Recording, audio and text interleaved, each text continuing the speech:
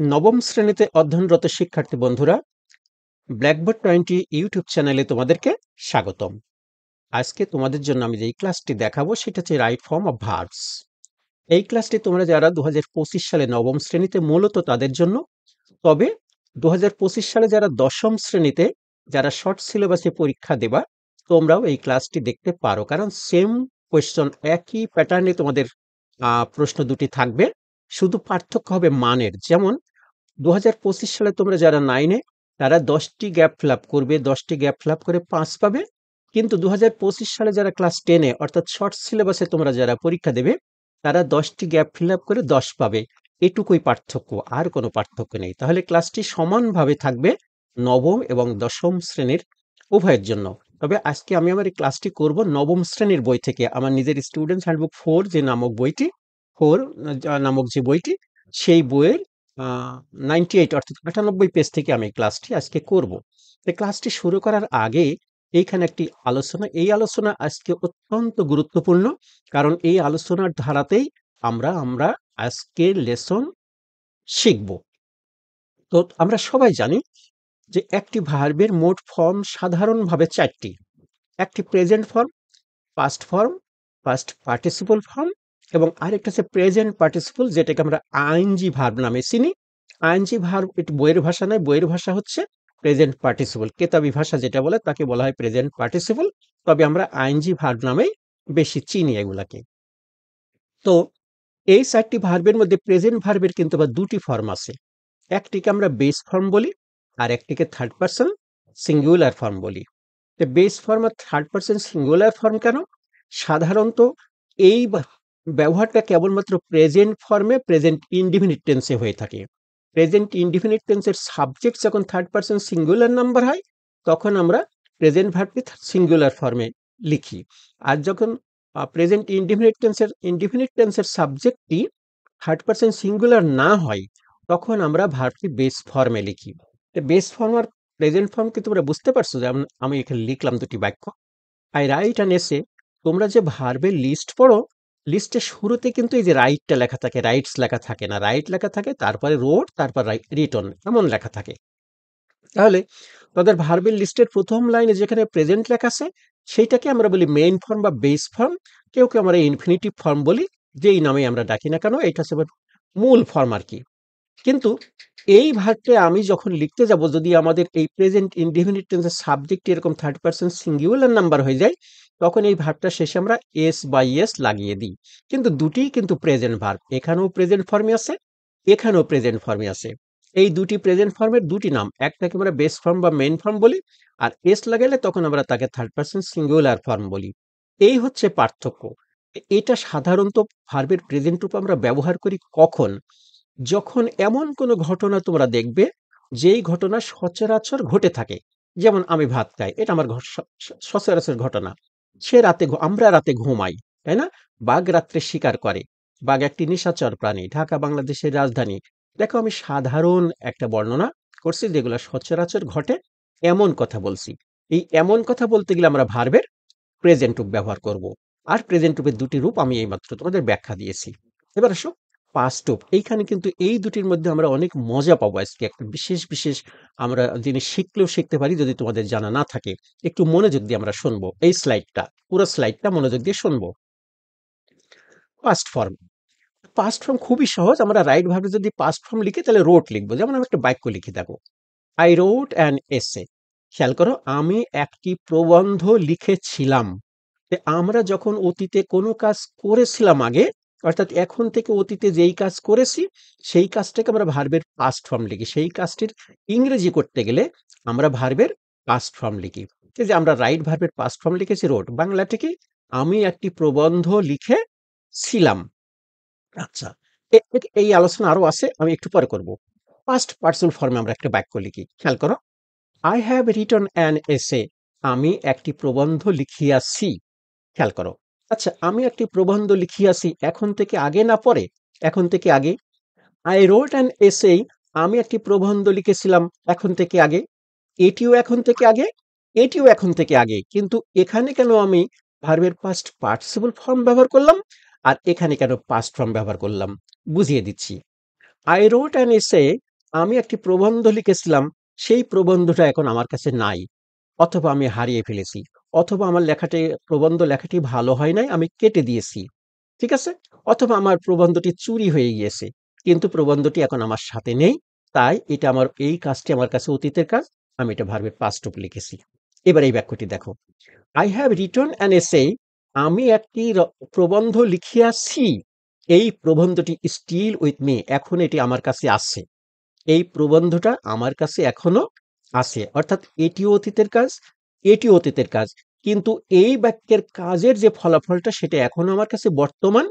এইজন্য আমরা এরকম কোনো কাজ করেছি এবং সেটা আমার কাছে বর্তমান আছে। যদিও করেছি অতীতে, তার আমরা পাস্ট রূপ না লিখে লিখব হ্যাভ হ্যাজ প্লাস মূল ভার্বের past participle. I have written an essay. আমি একটি প্রবন্ধ লিখেছি, সেই প্রবন্ধটা আমার কাছে আছে। তাহলে আমরা বুঝলাম যে অতীতে কোনো কাজ করেছি কিন্তু তার ফলটা এখনো আছে, এরকম হলে আমরা হ্যাভ হ্যাজ এর পরে ভার্বের পাস্ট পার্টিসিপল লিখব।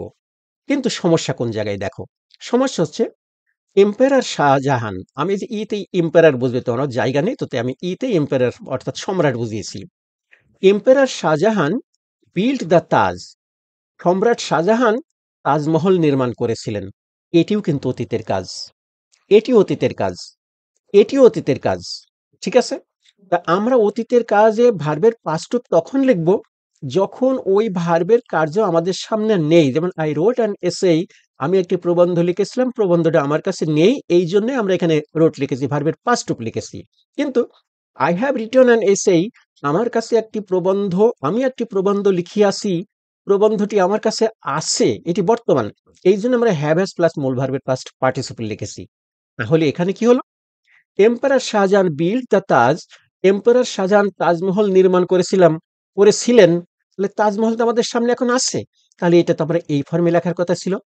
প্রেজেন্ট পারফেক্ট টেন্স, যেটা হ্যাভ হ্যাজ প্লাস মূল ভার্বের পাস্ট পার্টিসিপল হওয়ার কথা ছিল না? আমি কি বলেছি একটুকে মনে আছে তো? যার ফলাফল বর্তমান নেই সেখানে আমরা সরাসরি ভার্বের পাস্ট রূপ লিখব। ঠিক আছে? আর যেই ফলাফলটা বর্তমান আছে, যেমন এই প্রবন্ধটি আমার কাছে আছে, তাই আমি হ্যাভ হ্যাজ প্লাস মূল ভার্বের পাস্ট পার্টিসিপল লিখেছি। এম্পারার শাহজাহান যে তাজমহল নির্মাণ করলো, তাজমহল তো এখন আমরা লক্ষ লক্ষ লোক আমরা দেখতে যাই, সেটি এখনো আছে। তাহলে এখানে কেন হ্যাভ হ্যাজ প্লাস মূল ভার্বের পাস্ট পার্টিসিপল লিখলাম না? মনোযোগ দিয়ে শুনবে। সমাধানটি হচ্ছে I have written an essay, আমি একটি প্রবন্ধ লিখিয়াছি, এটা খুব নিকট অতীতের কাজ। বুঝাতে পেরেছি?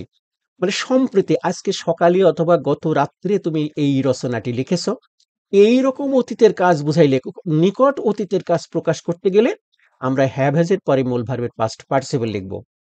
শাহজাহান বিল্ড দ্য তাজ, শাহজাহান তাজমহল নির্মাণ করেছিলেন, এটা কিন্তু বহু বহু বছর আগের কথা। অর্থাৎ এটা দূর অতীতের কথা। দূর অতীতের কথা আমরা কখনোই প্রেজেন্ট পারফেক্ট টেন্সে লিখতে পারবো না, যদিও এর ফলাফলটা বর্তমান সে। আশা করি এই এই তিনটি বাক্যই তোমরা ধরতে পেরেছো। যদি মনে না থাকে তাহলে এই স্লাইডটা তোমরা আর একবার শুনবে। এবার আরেকটা বাক্যের গন্ডগোল আছে, সেটি হচ্ছে এই বাক্যটি পড়ো। I had written an essay before lunch, আমি লাঞ্চের আগেই প্রবন্ধটি লিখেছিলাম। দেখো এই বাক্যটার মতো করে বলছি আমি। আই রোট অ্যান এসে, আমি একটি প্রবন্ধ লিখেছিলাম। I had written an essay before lunch, আমি লাঞ্চের আগে একটি প্রবন্ধ লিখেছিলাম। তো এখানেও লিখেছিলাম, এখানেও লিখেছিলাম, তো এই বাক্যটা আমি এমন করে বলতে পারতাম না? I রোট an essay before lunch, আমি লাঞ্চের আগে একটি প্রবন্ধ লিখেছিলাম। সমস্যা কি ছিল? সমস্যা হচ্ছে, যখন খেয়াল করো, এটিও সম্পূর্ণ অতীতের কাজ, এটিও অতীতের কাজ, কিন্তু এই অতীতের কাজের সাথে কোনো মানে পিরিয়ড অফ টাইম নেই। এখানে খেয়াল করো, I had written an essay before lunch, লাঞ্চে যাওয়ার আগে আমি একটি রচনা লিখেছিলাম। এটা কিন্তু নিকট অতীতের কাজই, নিকট অতীতের কাজ, কিন্তু এখানে আরেকটি সময় জুড়ে দেওয়া আছে। এবার কখনো কখনো এখানে একটি বাক্য থাকবে, যেমন I had written an essay before I eight, আমি খাওয়ার আগে আমি একটি প্রবন্ধ লিখেছিলাম। দেখো বিফোরের পরে আমি কিন্তু আরেকটা বাক্যই বলে ফেললাম এবার। তার অর্থ কি? যখন তোমরা দেখবে কাজটি অতীতে হয়েছে কিন্তু সেই কাজটির সাথে আরো একটি পিরিয়ড অফ টাইম অথবা আর একটি বাক্য জুড়ে দেওয়া আছে, তখন সেই বাক্যটার ট্রান্সলেশন বা সেই বাক্যের ইংরেজিটা লিখতে গেলে আমরা হ্যাড প্লাস মূল ভার্বের পাস্ট পার্টিসিপল লিখব।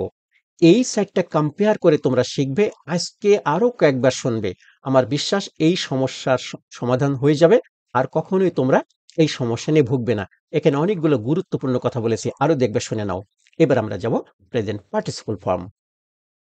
তো প্রেজেন্ট পার্টিসিপলকে ভার্বের আইএনজি, প্রেজেন্ট পার্টিসিপলকেই বলা হয় ভার্বের আইএনজি, এটাকে আমরা আইএনজি ভার্ব নামেই চিনি।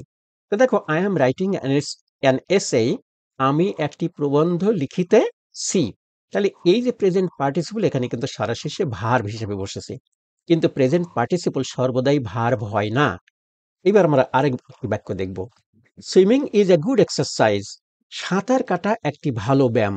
খেয়াল করো, এই বাক্যের ভার্ব হচ্ছে ইজ, এখানকার ভার্ব ছিল ওয়েটিং, সরি, রাইটিং। তাহলে এই যে ইজটা যদি ভার্ব, একটি ভার্বের একটি সাবজেক্ট থাকা লাগবে তো, আর ভার্বের সাবজেক্ট হয় সেটি হতে হবে নাউন অথবা প্রোনাউন। এটি যে প্রোনাউন না তা তোমরা সবাই জানো, প্রোনাউন হচ্ছে I, we, you, they, she, it ইত্যাদি, কিন্তু এটা তো তা নয়, এটি ভার্বের আইএনজি, এই ভার্বের সাবজেক্ট হিসেবে বসেছে। তাহলে ভার্বের আইএনজি যখন ভার্বের সাবজেক্ট হিসেবে বসবে, এই জাতীয় প্রেজেন্ট পার্টিসিপলকে আমরা বলবো হচ্ছে জেরান্ড, আর এদের পার্টস অফ স্পিচ হবে নাউন। তাহলে বুঝলাম যে এইখানে ভার্বের আইএনজি অর্থাৎ প্রেজেন্ট পার্টিসিপল ফর্ম ভার্ব হিসেবে বসেছে, কিন্তু এখানকার প্রেজেন্ট পার্টিসিপল ফর্ম জেরান্ড বা নাউন হিসাবে বসেছে। আবার দেখো, শি লাইকস সুইমিং, সে পছন্দ করে। প্রশ্ন হচ্ছে কি পছন্দ করে? সুইমিং, সাঁতার কাটা পছন্দ করে। তাহলে খেয়াল করো, এই যে শি লাইকস সুইমিং, সে সাঁতার কাটা পছন্দ করে, এই যে সুইমিং ভার্বটি, এই ভার্বের আইএনজি ফর্মটি, এটি আবারও নাউন। কেমন করে নাউন? আমরা যদি এটুকু পড়ি, শি লাইকস, সে পছন্দ করে, বাক্য সম্পূর্ণ হয় নাই। ভার্বের আইএনজি বাক্যকে, যে সকল ভার্বের আইএনজি ভার্বের আগে পরে বসে বাক্যকে সম্পূর্ণ করতে সাহায্য করে, তখন তারা নাউন হয়ে যায়। তুমি এখানে আসো, আমরা যদি সুইমিং শব্দটা বাদ দিই, ইজ আ গুড এক্সারসাইজ হয় একটি ভালো ব্যায়াম, বাক্য হলো? হলো না। অর্থাৎ এই আইএনজি ভার্ব আমি বাদ দিতে পারি নাই, এটি নাউন। শি লাইকস, সে পছন্দ করে। প্রশ্ন হচ্ছে কি পছন্দ করে, এটুকু না বললে কিন্তু বাক্য হচ্ছে না। এটিও জেরান্ড বা ভার্বের পার্টিসিপল ফর্ম, এর নাম হচ্ছে জেরান্ড, আর সকল জেরান্ডই হচ্ছে নাউন। এটি জেরান্ড, এটি নাউন, এটি জেরান্ড, এটিও নাউন। আরেকটি বাক্য দেখো, she is interested in swimming. আমরা যদি এইটুকু পড়ি, শি ইজ ইন্টারেস্টেড, সে খুবই উৎসাহী, সে খুবই উদ্যোগী উৎসাহী কিসে? ইন সুইমিং, সাঁতার কাটাই। খেয়াল করো, এটি যখন আমি না বলছি, আমরা এই ইন পর্যন্ত পড়লে বাক্য কিন্তু আবারও অসম্পূর্ণ থাকছে। তো এবারে এই ভার্বের আইএনজি এটিও জিরান, এটি বসেছে কি হিসাবে? এই প্রিপজিশনের অবজেক্ট হিসাবে। আমি কি ইন পর্যন্ত বাক্য পড়লে বাক্য হবে? হবে না, এরপর একটু কিছু লাগবে, এই প্রিপজিশনের পর একটি নাউন লাগবে। এটিও আমাদের সেই ভার্বের পার্টিসিপল ফর্ম, কিন্তু ব্যবহৃত হচ্ছে জেরান্ড, আর জেরান্ডের পার্টস অফ স্পিচ হচ্ছে নাউন।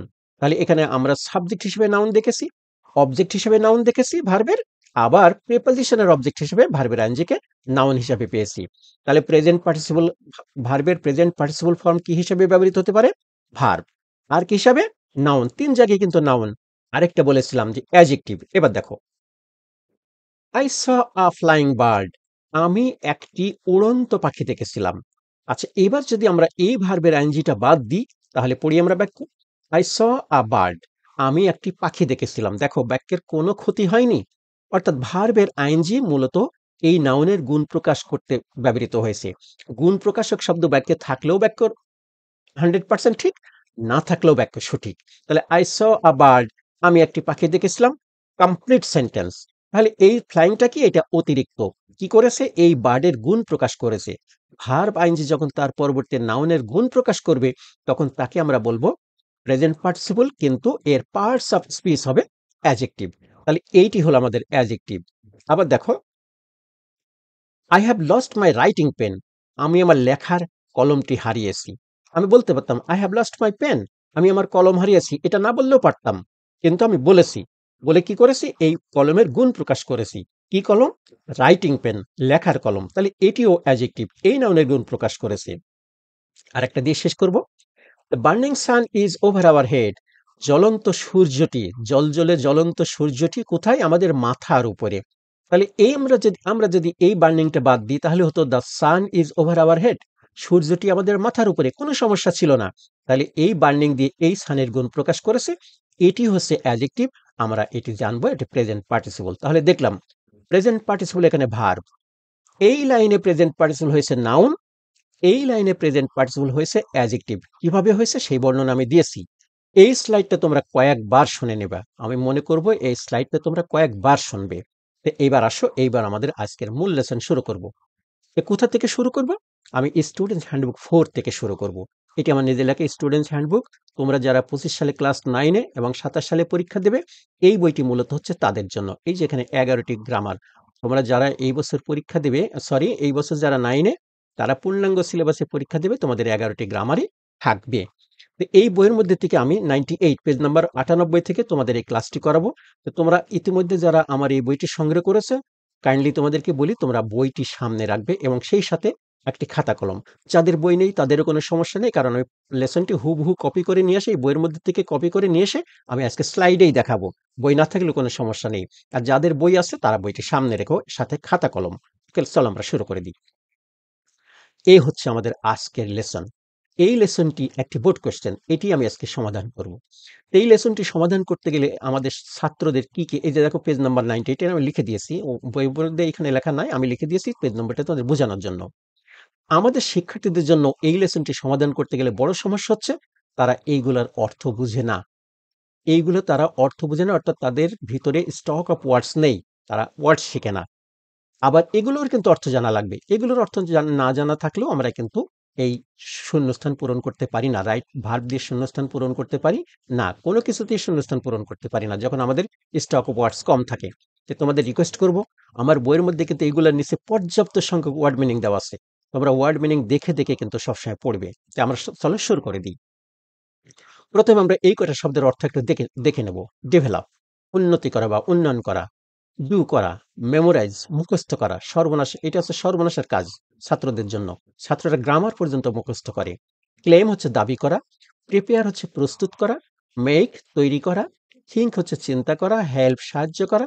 এক্সারসাইজ হচ্ছে অনুশীলন করা। আর কমান্ড হচ্ছে দখল বা দখল করা। আমরা শুনলাম, মনে না থাকলে আরেকবার শুনে নেবে। Most of the students of our country, আমাদের দেশের অধিকাংশ শিক্ষার্থীরা, আর এক্সপার্ট, তারা দক্ষ, ইন ড্যাশ আনসার্স। বলছে আমাদের দেশের অধিকাংশ শিক্ষার্থীরাই দক্ষ। খুবই আশার কথা, খুবই ভালো কথা। আমাদের শিক্ষার্থীরা দক্ষ হবে, এটা তো আমরা চাই। ইন আনসার, উত্তরে। কোন জাতীয় উত্তরে দক্ষ তারা? এই যে দেখো মেমোরাইজিং, এটা পড়তে হবে, কিন্তু আমার তো আমি পড়েছি তো আগে, এই জন্য আমার তাড়াতাড়ি চোখ যাচ্ছে, তোমাদের কিন্তু এটা খুঁজে দেখতে হবে। তো দেখো, এই যে মেমোরাইজিং, তারা মুখস্থ করাতে দক্ষ। এইটা হচ্ছে সর্বনাশের কথা ছাত্রদের জন্য। গ্রামারও তারা মুখস্থ করে। এখন কথা হচ্ছে এইখানে আমরা এটা লিখবো কোন নিয়মে। এবার নিয়মটা দেখে নাও। নিয়ম বলছে preposition in, on, by, without, at, for ইত্যাদির পর গ্যাপ থাকলে উক্ত গ্যাপে ভার্বের আইএনজি ফর্ম বসে। খেয়াল করো, এই আমাদের ইন, এই আমাদের নাউন, এখানে তাই বলেছে প্রেপোজিশন, এইগুলো প্রেপোজিশন ইত্যাদির পর গ্যাপ থাকলে উক্ত গ্যাপে ভার্বের আইএনজি ফর্ম বসে। তাহলে এইখানে আমরা কি করব? একটি ভার্বের আইএনজি বসিয়ে দেবো। মেমোরাইজ কে আমরা করবো হচ্ছে মেমোরাইজিং।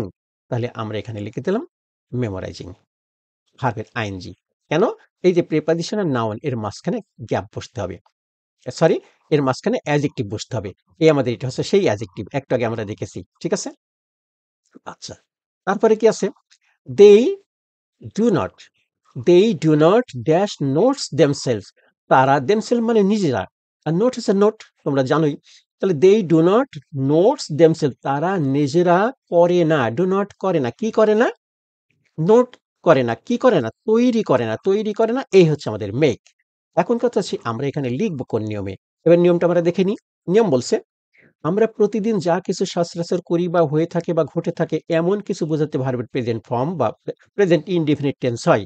তার মানে আমরা এখানে প্রেজেন্ট ইনডিফিনিট টেন্স যেহেতু, তাহলে ভার্বের প্রেজেন্ট রূপ লিখবো। তারপর বলছে তবে বাক্যে ডু ডাজের পর, ডু ডাজের ব্যবহার থাকলে এরপর মূল ভার্বের বেস ফর্ম বসে। খেয়াল করো, এই আমাদের ডু।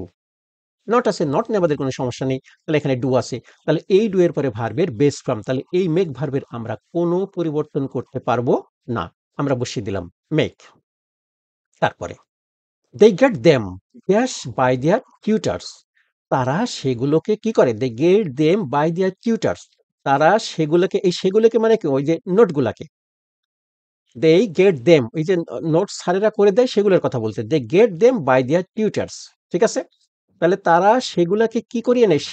শিক্ষকের দ্বারা। টিউটর কি বুঝতে পারছো তো? তোমাদের শিক্ষক। আমরা টিউটর বলতে প্রাইভেট শিক্ষক বা গৃহ শিক্ষককেও বুঝে থাকি। যে শিক্ষককে তোমার বুঝে না কেন, সে তোমার শিক্ষক। They get them dash by the tutors, তারা তাদের শিক্ষকদের দিয়ে সেগুলা কি করিয়ে নেয়, প্রস্তুত করিয়ে নেয়। ওই যে নিজেরা নোট তৈরি করে না, এখানে বললো না নিজেরা নোট তৈরি করে না, এই নোট কে তৈরি করে দেয়, শিক্ষক তৈরি করে দেয়, আমরা তৈরি করে দিই। এটা হচ্ছে সর্বনাশ, তোমরা করো না। আমি আজকে এই নোটগুলা শিখাচ্ছি, তোমরা এখন থেকে নিজেরা তৈরি করবে। এখন কথা হচ্ছে এটা আমরা লিখবো কোন ফর্মে। এখন নিয়মটি হচ্ছে, নিয়মটি আমরা দেখে নিই। নিয়ম বলছে গেট ভার্বের পরে মূল, গেট ভার্বের পর মূল ভার্বের পাস্ট পার্টিসিপল ফর্ম বসে। খেয়াল করো, এই আমাদের গেট ভার্ব। আমরা যদি বাক্যের মধ্যে এরকম গেট দেখে ঠিক তারপরেই যদি ভার্ব থাকে, ওই সিম্পল ছোট্ট সেন্টেন্সটার মধ্যে আরেকটি ভার্ব পাও তোমরা, সেই ভার্বটাকে সর্বদাই আমরা লিখবো পাস্ট পার্টিসিপল ফর্মে। এখন কথা হচ্ছে দে গেট দেম প্রিপেয়ার, বলেছিলাম এখানে প্রস্তুত করা, শিক্ষকের দ্বারা প্রস্তুত করা, তাহলে প্রিপেয়ারের পাস্ট পার্টিসিপল হচ্ছে প্রিপেয়ার্ড, আমরা লিখে দিলাম প্রিপেয়ার্ড।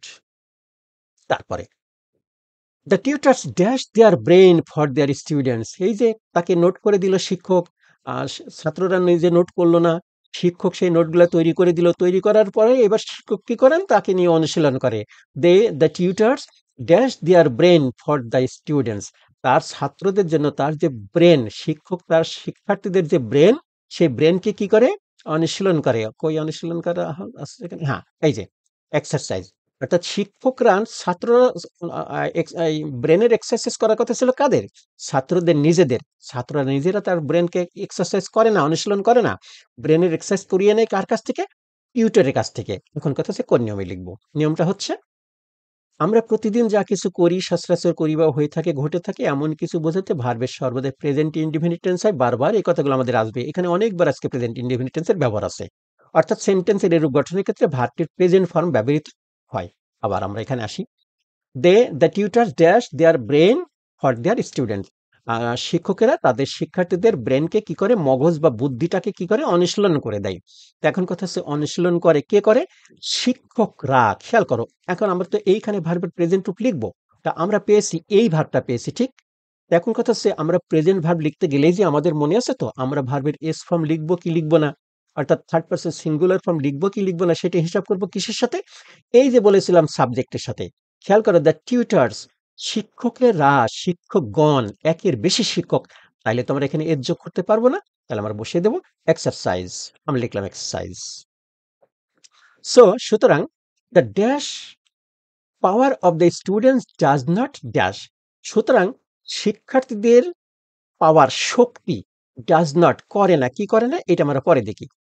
সো সুতরাং এই যে ছাত্ররা নোট তৈরি করে না, শিক্ষকের দ্বারা নোট তৈরি করে নেয়, শিক্ষকরা তাদের ব্রেন গুলাকে অনুশীলন করে, তার ফলে সুতরাং কি হয়, সুতরাং যা ঘটে তা হচ্ছে dash the power of the student does not dash, এটুকু আমি পরে বলি। The dash power of the student, ছাত্রদের কি, কি শক্তি, এই যে পাওয়ার, শক্তি, কি শক্তি, চিন্তা শক্তি, the thinking power, the thinking power of the student, শিক্ষকদের চিন্তা শক্তি ডাজ নট, কি করে না, হ্যাঁ ডেভেলপ করে না, উন্নতি হয় না। কেন উন্নতি হয় না, ওই যে তারা নিজেরা নোট করে না, শিক্ষক দ্বারা নোট করিয়ে নেয়, শিক্ষক তাদের ব্রেনের অনুশীলন করে, সব মিলে কি হয়, তাদের চিন্তা শক্তির কোনো উন্নতি ঘটে না। এখন কথা হচ্ছে এইখানে আমরা নিয়মটা কি লিখবো, নিয়মটা দেখে নাও আগে। বলছে আর্টিকেল আর নাউনের মাঝে যদি গ্যাপ থাকে, খেয়াল করো এই আমাদের আর্টিকেল পাওয়ার নাউন, আর্টিকেল এবং নাউনের মাঝে যদি গ্যাপ থাকে, তবে উক্ত গ্যাপে ভার্বের প্রেজেন্ট পার্টিসিপল ফর্ম বা আইএনজি ফর্ম বসে, আমরা শিখেছি আজকে। তাহলে এইখানে আমরা ভার্বের আইএনজি ফর্ম বসিয়ে দেবো। কোন ভার্বের, এই যে থিঙ্ক ভার্বের, তাদের চিন্তা শক্তির কথা বলেছি আমরা, তাহলে এই থিঙ্ককে আমরা বানিয়ে দেবো থিঙ্কিং, আমরা লিখে দিলাম, উত্তরটা লিখে দিলাম থিঙ্কিং। তারপর বলছে thinking power of the students, ছাত্রদের চিন্তা শক্তির ডাজ নট ড্যাশ, তাদের চিন্তা শক্তির কি হয় না, উন্নয়ন ঘটে না। উন্নয়ন ঘটবে কখন, নিজে থেকে যখন চিন্তা করবে তখন, যেহেতু তারা নিজে থেকে চিন্তা করে না, তাই তাদের চিন্তা শক্তির উন্নয়ন ঘটে না। এখন কথা হচ্ছে এই যে উন্নয়ন ঘটে না, ডেভেলপ পেলাম, নিয়মটা কি হবে, নিয়মটা হচ্ছে বলছে আমরা প্রতিদিন যা কিছু করি, সচরাচর ঘটে থাকে, এমন কিছু বোঝাতে ভার্বের প্রেজেন্ট ইনডিফিনিট টেন্স হয়, এটা বারবার বলছি আমরা। তবে বাকি ডু ডাজ এর ব্যবহার থাকলে এরপর মূল ভার্বের বেস ফর্ম হয়। তো দেখো এইখানে আমরা তাহলে কি লিখব, যে এই যে ডাজ নট আছে, নট এর সাথে আমাদের সম্পর্ক নেই, ডাজ আছে, তাই আমরা এখানে ভার্বের বেস ফর্ম লিখব। এই যে ডেভেলপ বেস ফর্ম দেওয়াই আছে, আমরা সেই ডেভেলপটা লিখে দিলাম। এটা কত নম্বর রুলস লিখে আমরা, ও তোমাদের একটা কথা আমি বারবার বলছি না, দেখো এটা আমরা এফ নম্বর সমাধান করলাম, এখানে অফ আছে যে রুল 1 এ, এটা কোথায় আছে, ওই যে আমার বইয়ের মধ্যে আছে, বইয়ের মধ্যে এটা রুল 1 এ, এটা 1 নম্বর রুল। তোমরা খেয়াল করবে, এর পরের থেকে খেয়াল করবে। এবার তারপর আসো। They do not have any dash on their language. They do not have any dash on their language. They do not have, তাদের নাই। কাদের নাই? ছাত্রদের নাই। কি নাই? any dash on their language, তাদের ভাষার উপরে ছাত্রদের কি নাই? ভাষার উপরে ছাত্রদের হচ্ছে এই যে দখল নাই। ভাষার উপর ছাত্রদের কি নাই? দখল নাই। তাহলে এই এনির পরে আমরা লিখব কমান্ড। কিন্তু প্রশ্ন হচ্ছে, এই আমরা কিন্তু আজকের প্রশ্ন শিখছি রাইট ফর্ম অফ ভার্ব, অর্থাৎ ভার্বের সঠিক ব্যবহার। এতক্ষণ ধরে আমরা যা লিখেছি সব কিন্তু ভার্ব লিখেছি। হয় ভার্ব থেকে অ্যাডজেক্টিভ তৈরি করেছি, অথবা ভার্ব থেকে নাউন তৈরি করেছি, অথবা ভার্বের পার্টিসিপল, প্রেজেন্ট পার্টিসিপল, ভার্বের এস ফর্ম ইত্যাদি লিখেছি। কিন্তু খেয়াল করো, আমি জানি না এটি একটি বোর্ড কোয়েশ্চেন, কেমন করে এইরকম একটি শব্দের এখানে ব্যবহার হতে পারে। কারণ এই শব্দটি সরাসরি আমরা এখানে নাউন হিসাবে লিখব, কিন্তু কোনো পরিবর্তন আমরা করব না। যেই শব্দের কোনো পরিবর্তনও করব না, তাকে সরাসরি নাউন, তার মধ্যে একটা নাউনের ব্যবহার হয়ে গেল, এটা ভার্বের ব্যবহার হলো না তো। এই জন্য দেখো এখানে আমার কোনো রুলস নেই, কারণ নাউন বা ভার্বের রুলসের মধ্যে আমি কোনো নাউনের নিয়ম লিখি নাই। এটা থাকবার কথা নয়। জানি না আনফরচুনেটলি কিভাবে এই প্রশ্নটা ঢুকে গেছে। বলছে they do not have any command on their language, তাদের ভাষার উপরে কোনো দখল নেই, থাকে না। কেন থাকবে না? কেন থাকে না? ওই যে তারা চর্চা করে না নিজেরা, শিক্ষকের উপরে নির্ভরশীল। এবার আসো, তাহলে আমরা উত্তরটা লিখে দেব। উত্তরটা লিখে দেব হচ্ছে কমান্ড।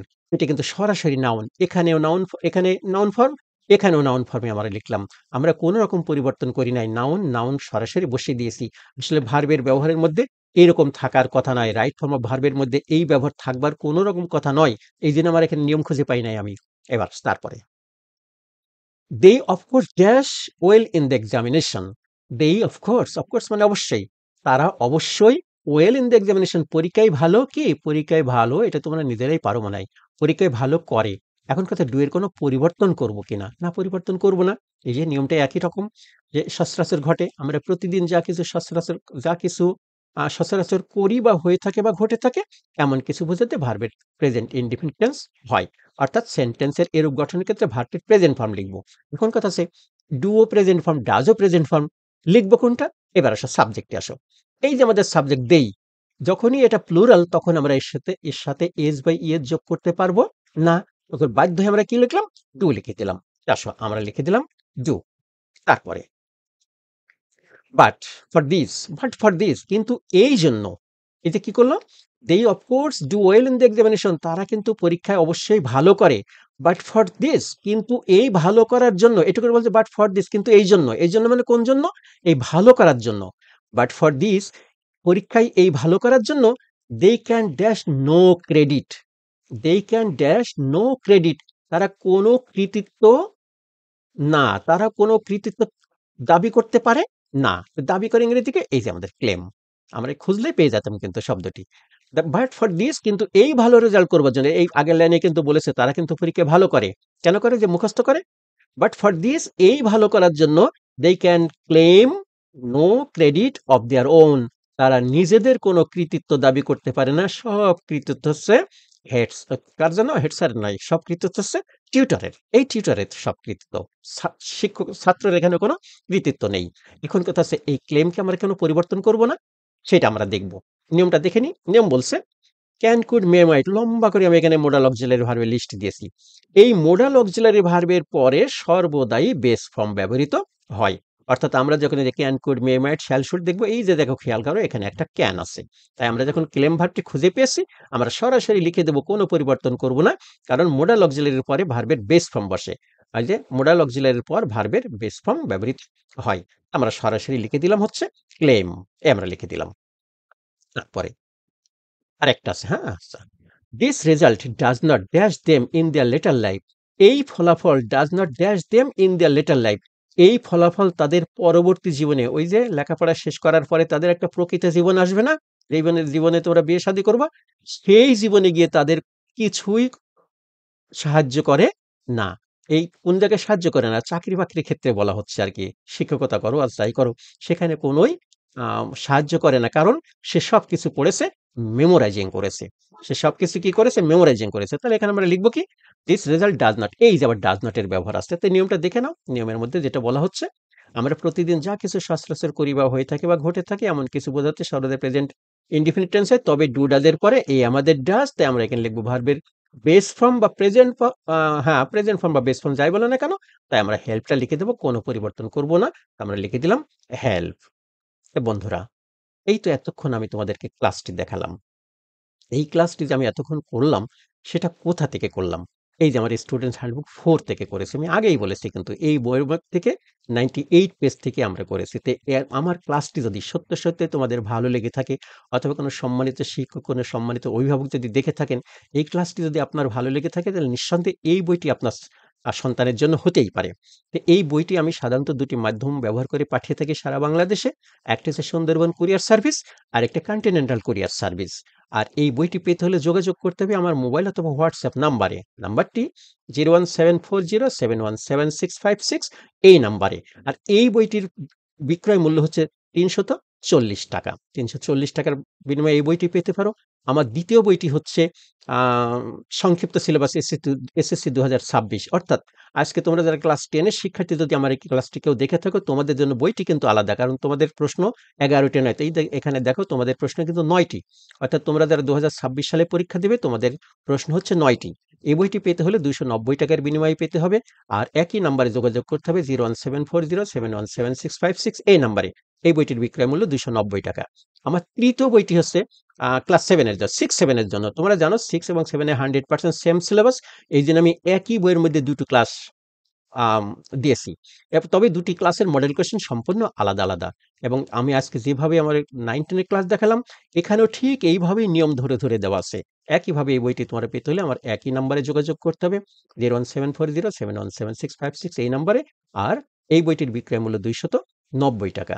আর আমার চতুর্থ এবং শেষ বইটি, এটি হচ্ছে মূলত এই বইটি আমি মনে করি আমার সম্মানিত শিক্ষকরা যারা আ সময়ের অভাবে নোটপত্রগুলা গুছিয়ে হাতের কাছে রাখতে পারেন না, এই বইটি মূলত তাদের জন্য। কেন? একই বইয়ের মধ্যে ৬ষ্ঠ থেকে ১০ম শ্রেণীর সকল গ্রামার এই বইটির মধ্যে আছে। আজকে যে গ্রামারে আমি নিয়মগুলা দেখালাম না? এই সব গ্রামের নিয়মগুলা এই একই বইয়ের মধ্যে পাবেন। সম্মানিত শিক্ষকরা যদি কেউ এই বইটি নিতে চান, তাহলে নিতে পারবেন। এই বইটির মূল্য হচ্ছে ৩৫০ টাকা। আর একই নাম্বারে যোগাযোগ করতে হবে, 01740717656, এই নাম্বারে। অনেক কথা বলেছি, লম্বা ক্লাস নিয়েছি, আজকে আর নয়। খুব শীঘ্রই দেখা হবে আপনাদের সাথে নতুন কোনো ক্লাস নিয়ে। এই ক্লাসটি দেখার পরে মুখের ভাবটা যদি এমন হয়, মুখের মধ্যে হাসি যদি একটু আসে, অর্থাৎ ক্লাসটি ভালো হয়েছে, তাহলে কিন্তু এই ক্লাসের লাইক, কমেন্টস এবং সাবস্ক্রাইব করে রাখতে হবে চ্যানেলটিকে। আর খুশি হব বন্ধুদের সাথে ক্লাসটি শেয়ার করে দিলে। খুব শীঘ্রই দেখা হবে নতুন কোনো ক্লাস নিয়ে। সেই পর্যন্ত সবাইকে আল্লাহ হাফেজ।